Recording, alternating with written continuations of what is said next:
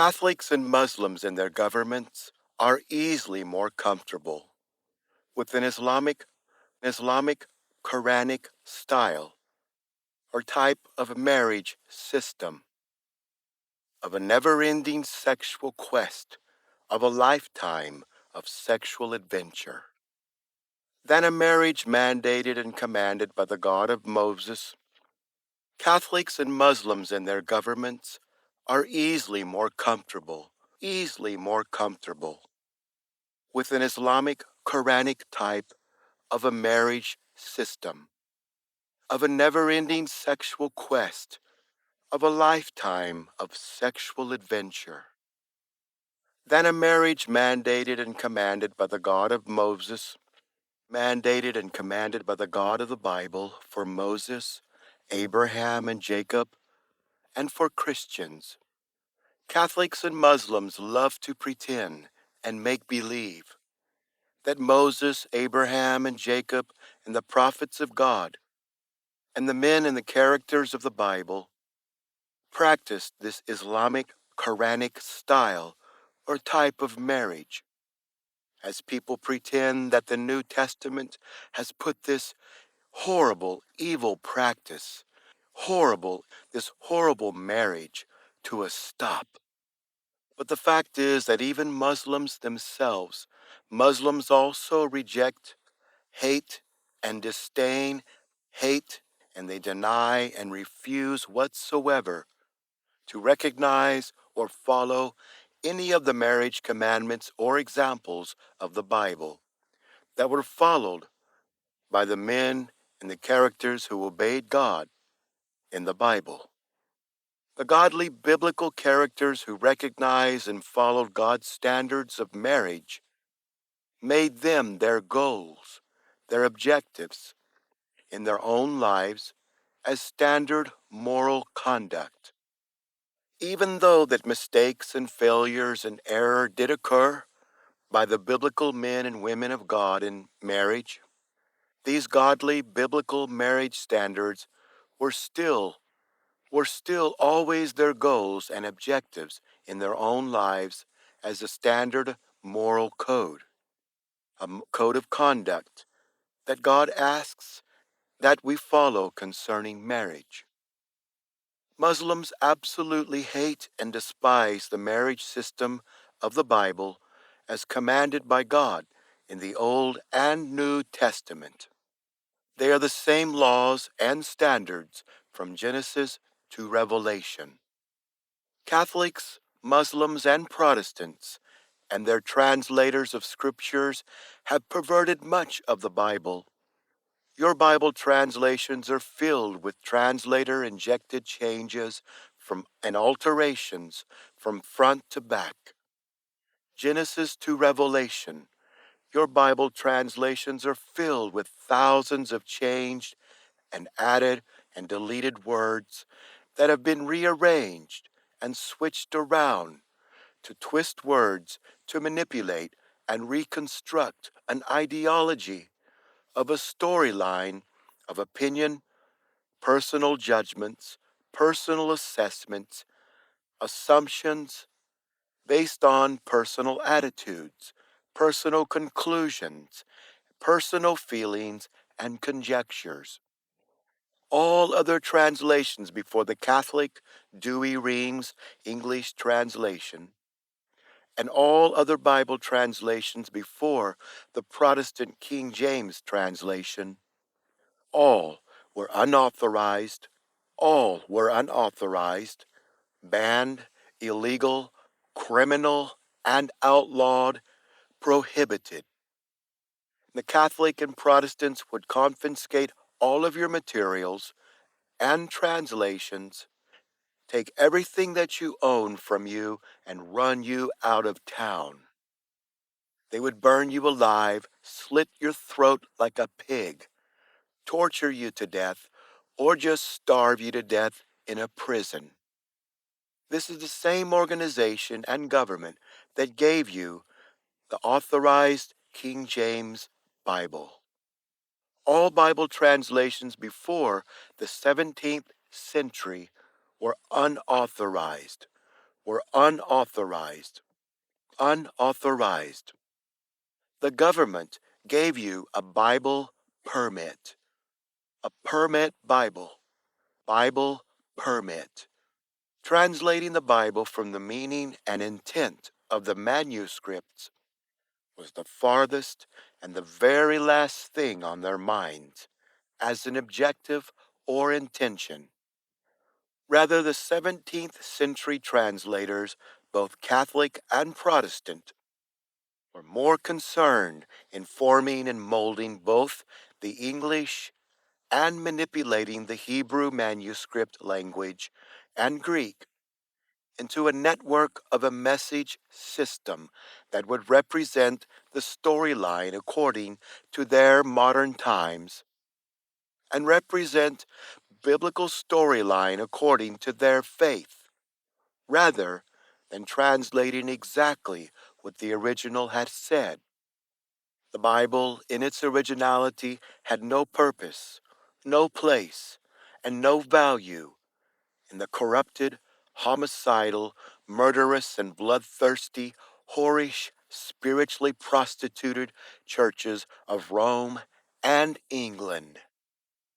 The Church of England had just broken away from the Roman Catholic Church, no less than 80 years, no less than 80 years before the King James translation was translated. It was no more than just one single generation that had passed, since that the Church of England had split, had separated from the Roman Catholic Church until the time that they produced the King James Bible. No more than one generation. The fact is, the 1611 King James translation is an almost exact, total, word-for-word duplicate copy of the Roman Catholic Douay-Rheims translation of 1582.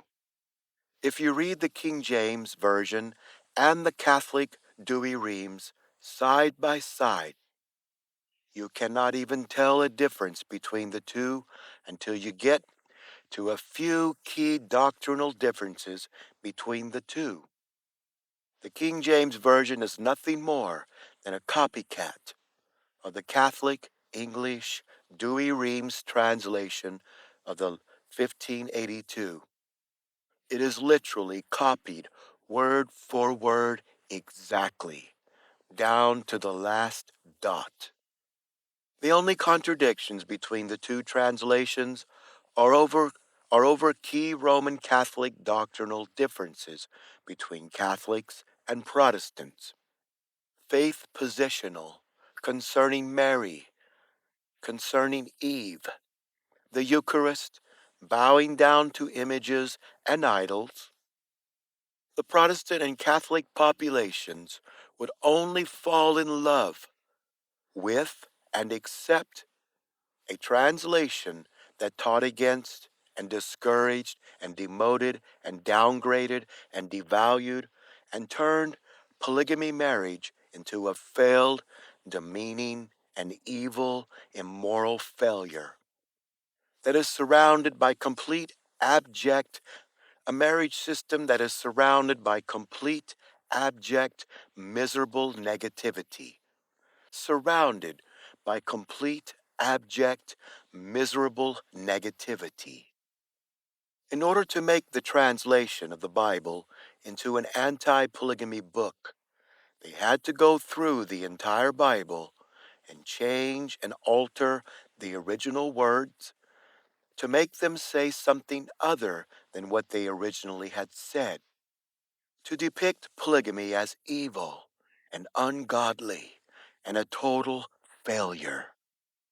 We see this fact clearly demonstrated when we take a look at the original manuscripts that were altered intentionally.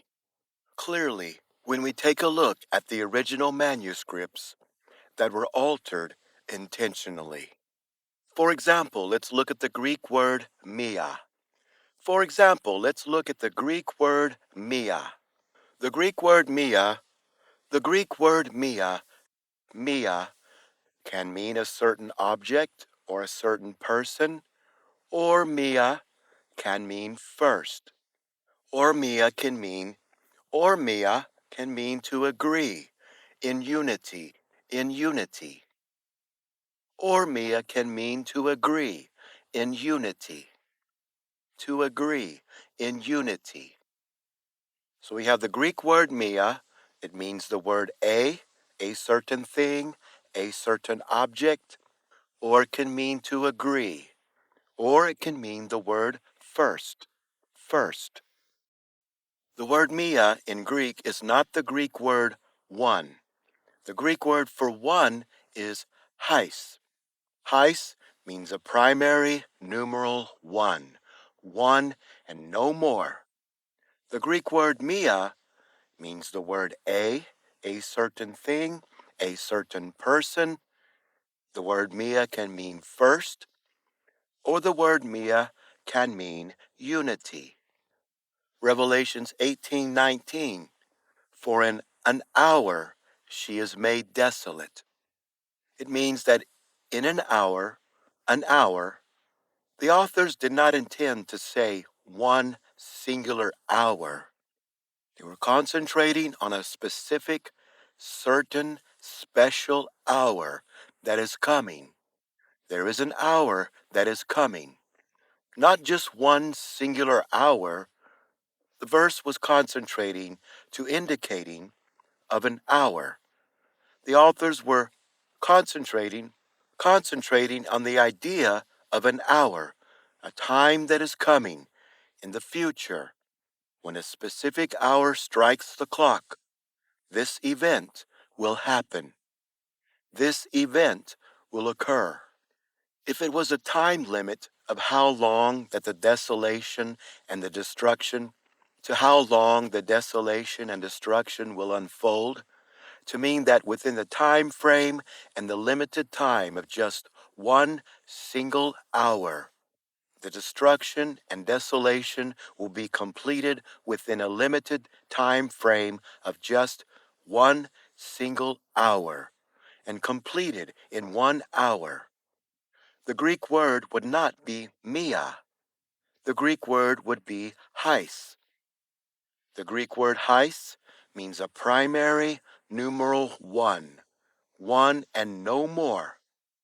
The Greek word heis always means a primary numeral one, only one. The Greek word mia is not only one singular. Mia is all of the reasons and all of the ways that we say, you would say one or un or un or a without intentionally meaning a primary numeral one. When we say one but do not intend to say just one as one and no more than one, for example, as you would say, we need a president. Or you could say, you could use the word one to say, we need one president. So what's the difference between saying, we need a president, we need a president, or we need one president? If the president had passed away and complications existed concerning who would be the next president, we would say, we need mia president. We need a president. We would use the Greek word mia. But if there were two or more people claiming to be the president at once, we would say, we only need one president, one and no more, singular. In Greek, we would use the Greek word heis, a primary numeral one. There will be many multiple presidents that will preside over America, just as there will be many hours concerning the Revelation 18:19 event, where Babylon the Great will be going through the process of being made desolate. At a specific hour, a specific time, at an hour, this event will happen. But yet this event will be more than just one single hour. The authors used the Greek word mia because they were not trying to say that within the time frame of just 1 hour, Babylon the Great will be made desolate. That is why they used the Greek word mia and did not use the Greek word heis. This is the difference between these two words, mia and heis. And these two words can be used interchangeably to mean different things that you intend to convey. You could say, I want one good meal, and that could place a limit to the message you are conveying. To explain your situation involving specific circumstances, you want just one single, nice, good meal. You could say, I want one good meal, and that could place a limit to the message you were conveying. To explain your situation involving specific circumstances, you want just one good, single, one good meal. You are low on money or pressed for time. I want only one heis.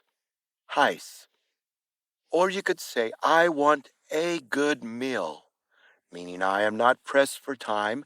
I am not limited on funds. I am not limited on how many meals I will have, but I just want a really good meal, a quality meal. A Mia, I want Mia meal. Your focus is intended to convey the message that you want the meal to be really good, delicious, and quality food of value. Yes, you want a good meal, and it will be only one single meal, but the message is different as to why you want this single good quality meal. And it could mean that the difference is that you're saying that you have time and money. All you have, time and money, is for just one single heis, one good meal, and that is the limit, no more. Just the one good meal, singular. If you intend to say, hey now, all I want is just a single meal, all I want is just one good meal, no more than one, I want heis, I want heis meal. One meal, only one, limited, singular. That is all you're asking for. If you intend to say, hey, now I want a really good quality meal, this is not placing a singular limit of the Greek word heis, meaning a primary numeral one. Now I want a really good quality meal. You could afford to buy a second or a third. You have time to order a second meal. It is not a single meal with limits you are after specifically. This is the difference between the two different Greek words, mia and heis. And the word mia can mean to agree, it can mean unity, agreement. Revelation 17:17, God has committed their hearts to agree. Mia, Revelations 9:13, I heard a voice. I heard Mia voice. Revelations 3:10, after the first and second admonition, reject a heretic. The Greek word first is the Greek word mia. The Greek word mia is a plural word used regarding admonishing heretics, because after the mia first admonition, you would admonish the heretic a second or a third time. Because after the first mia first admonition, you would again admonish the heretic a second or a third time.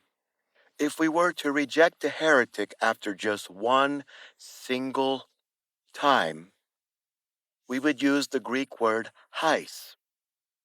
After one singular admonition, The Greek word in the Bible would say after one heis admonition, after only one admonition, one time only, one time only, one time only, we reject a heretic.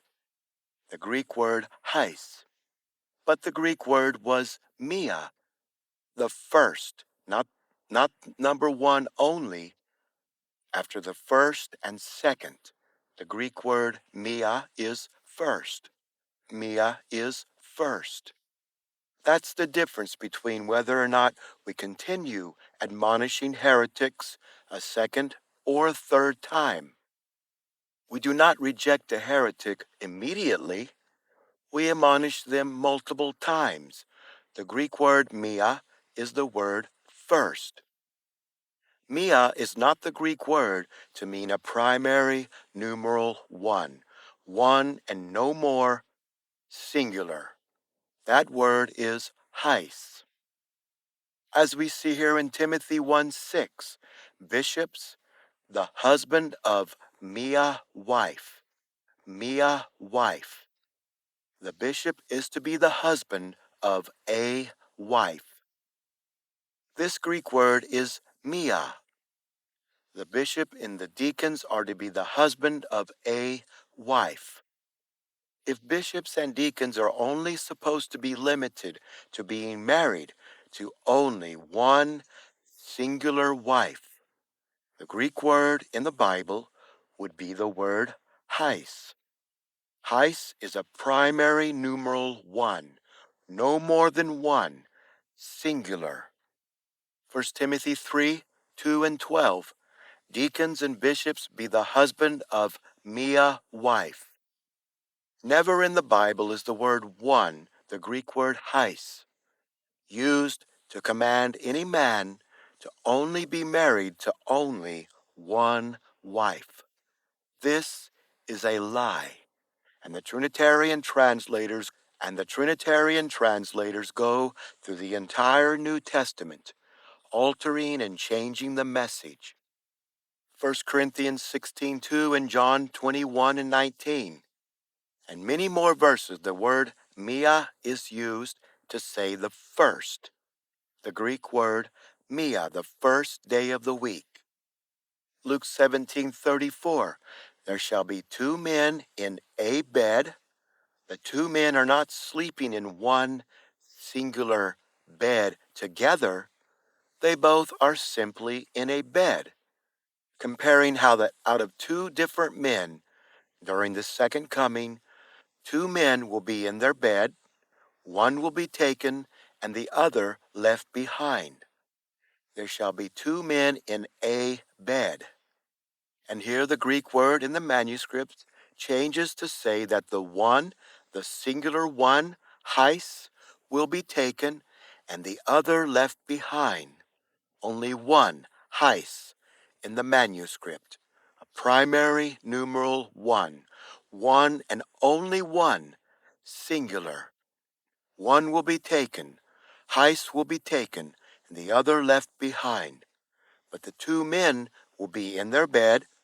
The two men will be in mia bed, in a bed.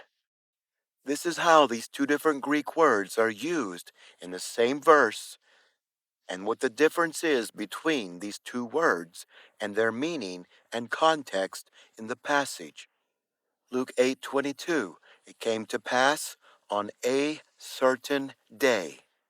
The certain day was random, plural, in its coming, for this event happened on the day, unplanned, unexpected, not waiting for a specific singular certain day to come, but of all the days that passed, the Mia day, this a day, brought this event. Matthew 21:19. He saw a fig tree. Yehoshua walking along his journey, he could have seen many, many fig trees, but at the time when he was hungry, he saw a fig tree. This is not saying that he only saw, it is not saying that he only saw one single fig tree. he saw a fig tree. Matthew 26:69, there was a damsel. Matthew 12:42 and Luke 21:2, he saw also a certain poor widow.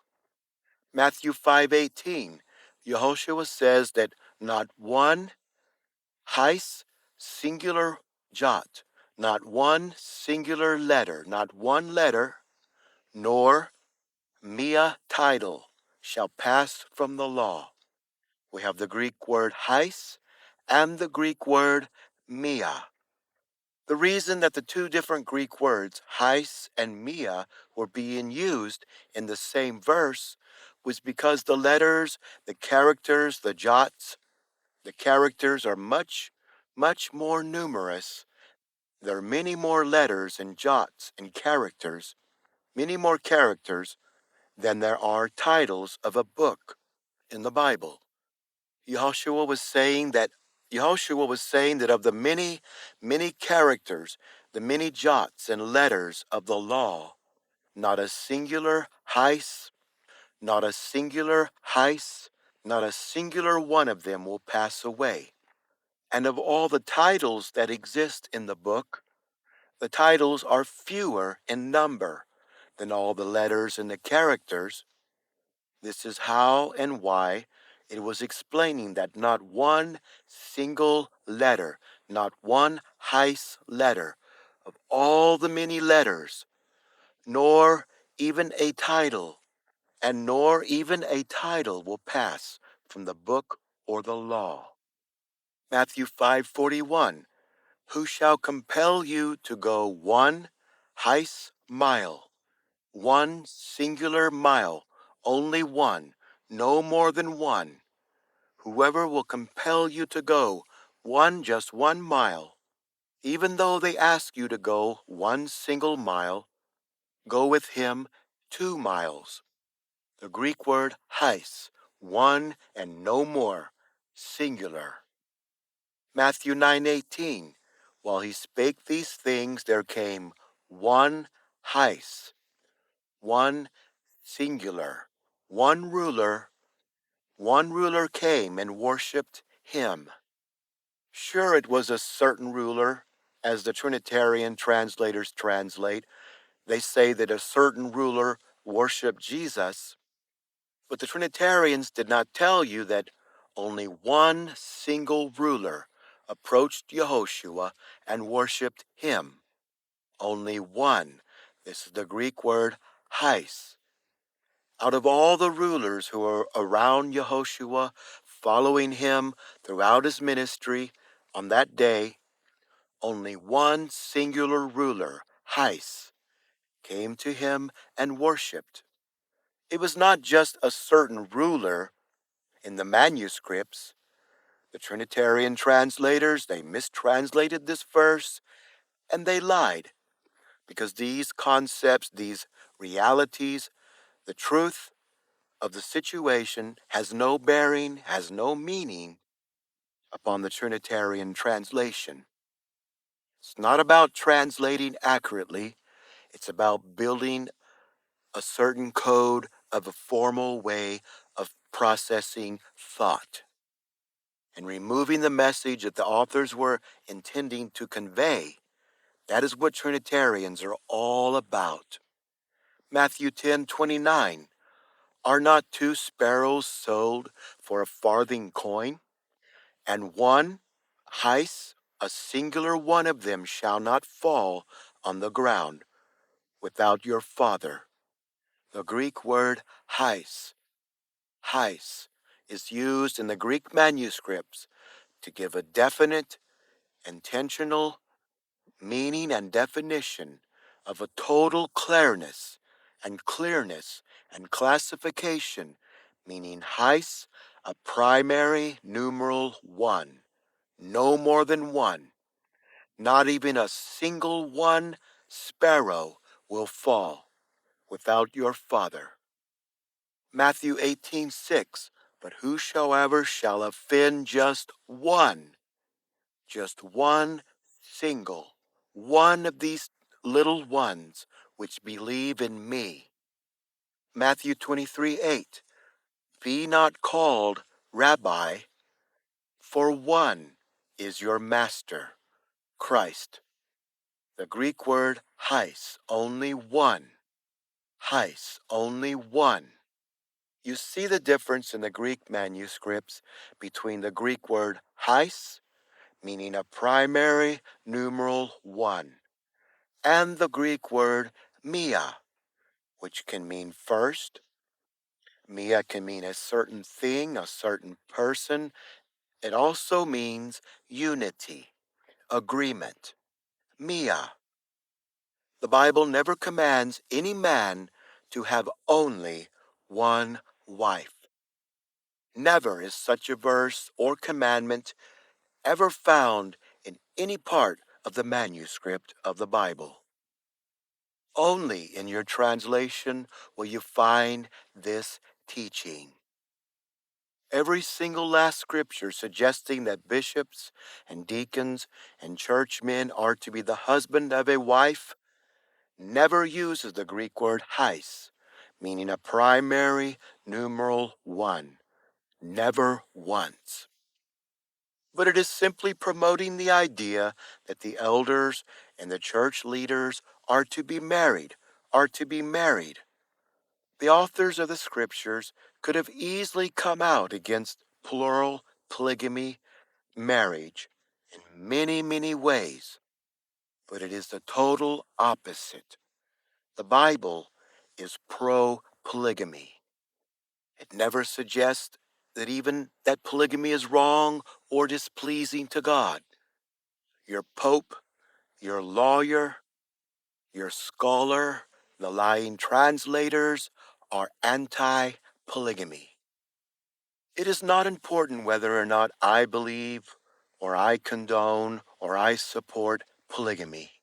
I do not. Or I do. The fact that I do not like polygamy does not change the fact, does not change the Bible, nor does it change the fact that the translators lied and that they also lied and twisted the words of Sarah to make believe and invent the idea that Sarah had blamed herself for Hagar's behavior. Sarah is never recorded in the scriptures blaming herself or Abraham for Hagar and Ishmael's behavior. In Islam, the Muslims do not practice Abrahamic biblical polygamy marriage. In Islam, a man can scripturally and religiously divorce his wife, and then sell her or give her away, trade or barter or exchange her off to another man. Then that man can divorce her, sell her, give her away to another man. On and on, never ending, continually forever. Who he as well, the next man, can divorce her just as soon as he grows bored with her, and she can a Muslim woman can go through 1,000 different men, and a Muslim woman can go through 1,000 different men if she lived long enough. A Muslim woman can marry a new customer in her prostituted lifetime every 5 to 6 months around the year, every single year through her life. And this is all okay in the teachings of Islam. In the Quran, in the religion of Islam, marriage is nothing like the marriage of Abraham and the law of Moses and the law of Jesus. From Abraham to Moses to Isaiah to Jesus, the law of God is consistent and clear. Protestants and Catholics, they look to Islam as wishful imagery or representation of what they wished or hoped that the polygamy of the Bible was all about. Wishful imagery. That's what they wish that the polygamy of the Bible, They look to Islam to represent the Bible in the Old Testament. That's what they love to do. But in the Bible, divorce is never, ever a normal allowance. Only if your wife herself, only if your wife herself commits adultery, then and only then can you leave her. If you leave or divorce your wife when she has not committed adultery, you may never, ever remarry another woman. Unless she has done some type of sin against you or against God or against someone, you are never allowed to move on to another wife. You're not allowed to leave your wife and move on to another wife for no cause, for no reason. This was the message of Jesus, the message of the Old Covenant. Nothing has changed. If you leave or divorce your wife for no reason, you are not allowed to have a second or a third wife. You are not allowed to add another wife into your family. You are supposed to keep your wife. You are supposed to keep your wife, never divorce, and continue adding wives into your family. That is the marriage of the Bible. Nothing has changed. The Trinitarian translators tried to make an adventure play cast out of the manuscripts, adding phrases, adding parts of speech, adding and deleting and removing and rearranging words. We see that in 1 Timothy 3:2, a bishop then must be blameless, the husband of a wife. 1 Timothy 3:12, the deacons be the husband of a wife. Titus 1:6, if any be blameless, the husband of a mia, mia wife. Not the word one. The Greek word one is the Greek word heis. That is a Trinitarian lie. At the time when the Trinitarians translated the Hebrew into English, or even into Latin, the Italians and the English, they did not practice polygamy marriage. They did not have multiple wives with big families all living together as one family with many children as a complete family unit. The Trinitarians, from the highest Trinitarian king in the land down to the Trinitarian beggar in the street, they practiced wholesale adultery, fornication, prostitution, with a number of multiple divorces. They had prostitutes, secret affairs. This was the Trinitarian form of a marriage system. So when the Trinitarians see the Jew practicing polygamy marriage in the scripture, the Trinitarians, they did not have this form of a marriage system embedded or used as an active word in their adulterous and fornicating religious system. Trinitarians had no word in the European language to describe these additional added multiple females, polygamous family members, and Trinitarians hated and despised and outlawed and detested the idea of plural marriage as given in the Bible. The Hebrews, however, always had worshipped and served their God under the system of plural polygamy marriage system as defined in the scriptures. So when the Jew, the Hebrew, sees the word paryesh, the Hebrew word paryesh is the combination of two different words, pali and yesh, meaning a paryesh is another new wife. When the Hebrews pronounced and defined the word paryesh, they did not see the Italian word concubine, concubine. The Trinitarians look at the word concubine, and the Trinitarians really have no idea or a clue what this word really means. The Trinitarians refuse to translate this Hebrew word paryesh into English. They refuse to translate it into Latin and Italian.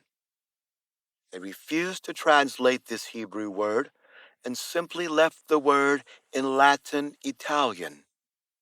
And the English translators copied the Latin word straight over to the English translation. To the Trinitarians, a concubine simply means that an event has occurred where a man and a woman simply lay down, have a sexual romp, or they frolic about laying down together to have a sexual adventure. Just someone just out, just having sexual intercourse to satisfy a sexual lust or to have a sexual encounter. That's it. And this is the way Trinitarians went about translating most of the meaning of the words of the Bible. This is the way the Trinitarians went about translating most of the meanings of the words of the Bible when it came upon situations that they did not like.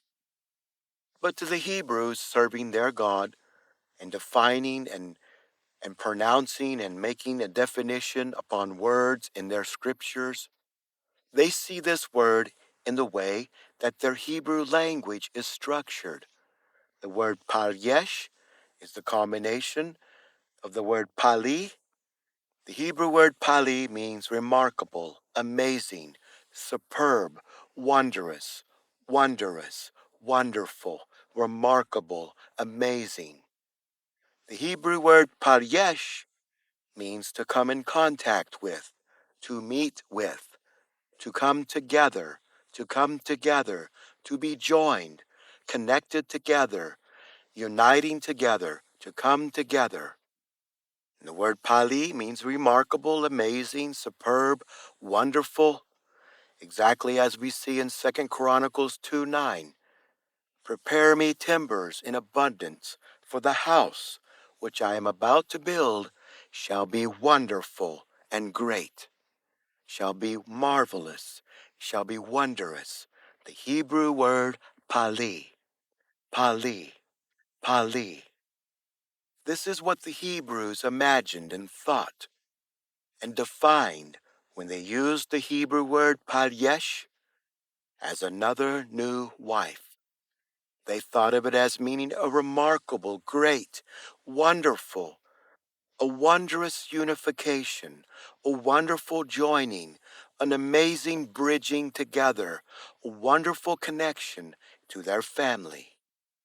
Not just simply laying down on a bed or a straw mat out back behind the church or the barn, opening your trousers, spending time with someone for a few moments, and then getting up. And that's the end of the Trinitarian story about Abraham and Jacob and the prophets and the priests and the godly men of Israel. And that's the end of the Trinitarian story. This is what the Trinitarians did. This is how the Trinitarian whores, the Trinitarian kings, and their diseased, nasty, filthy society, this is how they lived their lives. And they projected their nasty filth of a marriage system onto the Jews when they translated their Hebrew scriptures. In the Bible, we see early on in Jewish history exactly what adding multiple plural wives means to a family unit, intended for godly relationships, growth, children, blessings, and inheritance, a family unit that stays together for a lifetime. The Hebrew word paryesh means a wonderful, connecting wife. Another new wife, it is meant as a wondrous, wonderful bridging or joining or union into the family. And the Bible describes in detail as to exactly what this word and what this relationship means. The Hebrew word paryesh is not the Latin Italian word meaning concubine. This is a perverted Trinitarian deception and a lie. What does this Hebrew word mean in Hebrew? The Hebrew word paryesh, the Hebrew word paryesh literally means remarkable, amazing, superb, wondrous, wonderful, joining, connecting, or bridging, or combining together of a new wife into the family of God. That is exactly what the Hebrew word paryesh means in the Hebrew language in the manuscript of the Bible. It has nothing to do with the Italian Canaanite word referring to a concubine. Referring to a concubine. This is an Italian word that the filthy English translators dragged over from the filthy Catholic translation, and the English translators refused to take this Hebrew word and apply it to what it means in Hebrew. They refused to translate it into English. And this is exactly why Trinitarians absolutely love their Bibles. They can reinvent, they alter everything. Every single last part of the Bible. They alter it to make people believe that their society fits with the mind of a God they reinvent. If we rely upon Trinitarians to explain a book that they truly hate, they disdain, and deeply despise, we will simply get a translation about a deity that they hate. We will simply get a translation about a deity that they hate, they reject entirely, to the point that Trinitarians completely reinvent, they completely restructure and rewrite the entire Bible. And then Trinitarians fall in love with the way that they have modified, with the way they have perverted, the way they have changed the entire story. While they worship a God they envision and imagine that they have conquered, and the God that they have adapted, a God that has adapted to their society and to their image. The word concubine is an Italian word for an abused prostitute living in sexual slavery, and has nothing to do with the actual meaning of the literal Hebrew word in the manuscripts that describes adding a new wife into the family of God. The Hebrew word paryesh, translated into English means another new wife, defined in the Hebrew language structure, meaning a remarkable, great, wonderful, an amazing, a wondrous unification, a joining, a bridging together, connecting together, a wonderful connected wife, wonderful, a marvelous, a great, wonderful connecting wife, wonderful connecting wife. That is what the Hebrew word paryesh means, and that is what the Hebrews define this word in the manuscripts as what it means to their family. The Trinitarians rejected the Hebrew word and its meaning and substituted it for the Latin word in their English translation. A loose sexual encounter like a prostitute or a sex slave on the side. The Trinitarians deleted the original Hebrew word and the meaning, as they have done in many, many other passages, and they left this word as a Latin word, an Italian word for adultery, for fornication, and evil perversity. Let's take a look at the Hebrew word paryesh. This Hebrew word paryesh is a combination of different words. Pali, in Hebrew, literally means wonderful, a great accomplishment, marvelous. It means to be great or to make wonderful. Something is amazing and great and wondrous. The Hebrew word Pali is used 71 total times in the Old Testament. This is the word. This is the word that the Trinitarians have as the Latin word for a concubine in all of the Old Testament. Anytime you see the word concubine in the Bible, in the Old Testament, this is the Hebrew word palyesh, the combination of pali and yesh. The Hebrew word esha means a woman or a female or a wife. It means an individual woman.